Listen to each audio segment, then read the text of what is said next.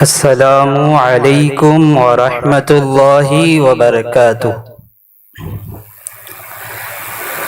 نحمده ونصلی علی رسوله الکریم، اما بعد فاعوذ باللہ من الشیطان الرجیم، بسم اللہ الرحمن الرحیم، اہدنا الصراط المستقیم صراط الذین انعمت علیہم، صدق اللہ العظیم وصدق بلغنا رسولہ النبی الامین المتین المبین الکریم، ونحن علی ذلک لمن الشاہدین والشاکرین، والحمد للہ رب العالمین۔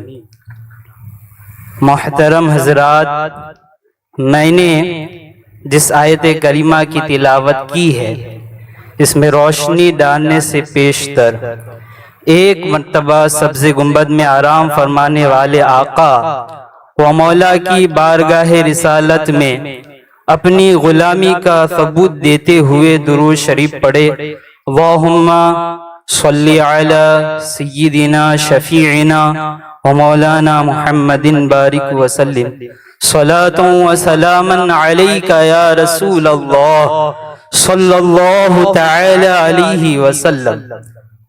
محترم حضرات، میں نے خطبہ مسنونہ کے بعد قرآن العظیم و فرقان الحمید کی ایک مشہور و معروف آیت کریمہ کی تلاوت کی ہے۔ اللہ تعالیٰ فرماتا ہے، اہدنا الصراط المستقیم، اے اللہ ہمیں سیدھے راستے پر چلا۔ بندہ صحیح طور پر زندگی گزارنے کے لیے اللہ کی بارگاہ میں دعا کرتا ہے، اے اللہ ہمیں سیدھی راہ پر چلا، کیونکہ ہر ایک انسان کو سیدھے راہ پر چلنا ضروری ہے، اور سیدھے راہ پر چلنے میں ہی دونوں جہان کی کامیابی و کامرانی ہے۔ لیکن ایک سوال پیدا ہوتا ہے کہ سیدھے راہ ہے کون سا؟ صراط الذین انعمت علیہم، ایسے راستہ جس پر تو نے انعام کیا۔ بندہ اللہ کے بارگاہ میں دعا گو ہے کہ اے اللہ ہمیں سیدھے راہ پر چلا، اور ایسے راستہ پر جس پر تو نے انعام کیا۔ اب آپ کے ذہن میں ایک سوال پھرتا ہوگا کہ اے مولانا، اے حضرت، آخر وہ راستہ جس پر اللہ نے انعام فرمایا ہے وہ راستہ ہے کون سا؟ تو اللہ تعالیٰ خود ارشاد فرماتا ہے، جس پر اللہ نے انعام فرمایا وہ انبیاء کرام کی جماعت ہے، وہ صدیقین کی جماعت ہے، وہ شہداء کی جماعت ہے، وہ صالحین کی جماعت ہے، وہ پاکیزہ اختیار کرنے والوں کی جماعت ہے، وہ اللہ تعالیٰ سے ڈرنے والوں کی جماعت ہے۔ یہ ان لوگوں کی جماعت ہے جن پر اللہ تعالیٰ نے انعام فرمایا ہے۔ نمرود حضرت ابراہیم علیہ السلام کو آگ میں ڈالا تو اللہ نے ان پر انعام فرمایا، تو ابراہیم کو نار نمرود جلا نہ سکا۔ یہ اللہ کا انعام حضرت ابراہیم علیہ السلام پر۔ یونس علیہ السلام مچھلی کے پیٹ میں بہت دنوں تک رہے، اس کے باوجود بھی صحیح سالم رہے۔ یہ حضرت یونس علیہ السلام پر اللہ کا انعام ہے۔ حضرت یوسف علیہ السلام کو ان کے بھائیوں نے کنویں میں ڈالے، ان کے باوجود بھی حضرت یوسف علیہ السلام کے جسم پر کوئی آنچ تک نہیں آئی۔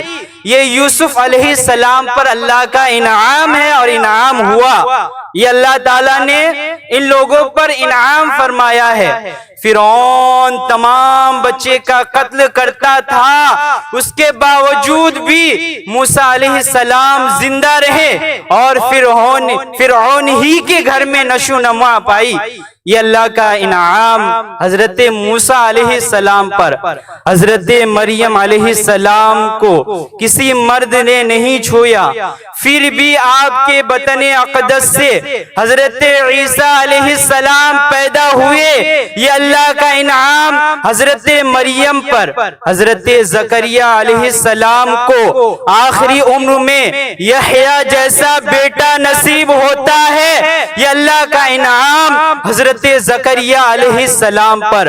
اور ہمارے نبی کریم صلی اللہ تعالی علیہ وسلم کے گھر کے چاروں طرف دشمن تلوار لے کر کھڑے ہیں کہ ماذا اللہ محمد بن عبداللہ نکلے تو ہم لوگ مل کر ان کے سر قلم کر دے، لیکن اللہ کا انعام ہمارے نبی کریم صلی اللہ تعالی علیہ وسلم پر، آپ مٹی پر سورہ یاسین شریف کی چند آیتیں پڑھ کر مٹی پر دم کر کے پھینک دیتے ہیں تو سارے دشمن اندھے ہو جاتا ہے۔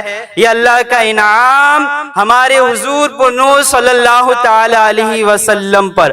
صدیق اکبر پر اللہ کا انعام ہوا، صداقت کا تاجدار ہو گیا۔ حضرت عمر فاروق رضی اللہ تعالی عنہ پر اللہ کا انعام ہوا تو عدالت کا سردار بن گیا۔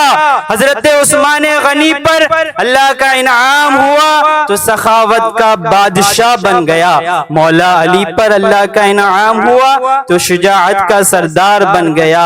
یا اللہ ہم کو بھی اسی راہ پر چلا جس پر تو نے انعام فرمایا ہے۔ جس پر اللہ تعالیٰ کا انعام ہوا ہو تو وہ پھر کسی سے نہیں ڈرتے، اور ڈرے گا کیوں؟ کیونکہ اللہ تعالیٰ فرماتا ہے الا ان اولیاء اللہ لا خوف علیہم ولا هم يحزنون۔ خبردار، اللہ کے ولیوں کو نہ کوئی خوف ہوتا ہے اور نہ کوئی غم۔ ولی کسے کہتے ہیں؟ ولی جو اللہ سے کیا کرتے ہیں؟ ڈرتے ہیں، اور جو برائی کاموں سے اپنے آپ کو روک لیتے ہیں وہی اللہ کے ولی ہوتے ہیں۔ جب ایک انسان اپنی شہوت کو روک کر اللہ کی عبادت کر کے ولی بن سکتا ہے، یعنی ولی بن سکتا ہے، پھر ہم کیوں نہ عبادت کریں؟ ولی تو نہیں بن سکتے ہیں لیکن ہم پر عبادت جو فرض ہے اس کو تو ادا کریں تاکہ ہم اللہ تعالیٰ کا شکر ادا کریں۔